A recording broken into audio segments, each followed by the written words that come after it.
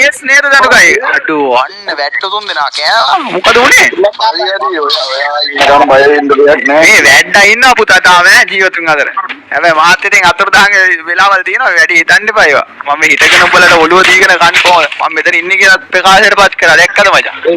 කොයින්ද හිතාගන්න පොඩේට අද ගහන්නේ ඊළඟ මැච් එක ගහන්නේ මේකේ ගහන්නේ නැබැයි ගහලා තේරුමක් නැහැ ඒක ඔන්න බලපන් ඔන්න බලපන් සවල් පාර කොහොමද සවල් පාට ගියොත් ඩොන් කරන්න ඕනේ බයි හරියන්නේ නැහැ නැත්තම්. ඔන්න බලපන් සවල් පාර අන්න බලන්න දැක්ක නේද සවල් පාර මේ ඕනේ නැහැ නේද බං කොහොමද කොහෙන් හරි ඒක ගහන්න ඕනේ නැහනේ බං ගහන්න ඕනේ නැහනේ අහපන් ඕනේ නැහනේ ඕනේ නැහනේ බූලික ඕනේ නැහනේ ඇත්ත කියපන් තාම සල්පකින් දනුකයියගේ උදාන වාක්‍ය අඩෝ පිටිපස්සෙන් ගැහුවා බං. අම්මට දෙරි යන්න බඩු ගැහුවට මාව පේන අඩෝ ගෝල් එක දුන්නේ බං.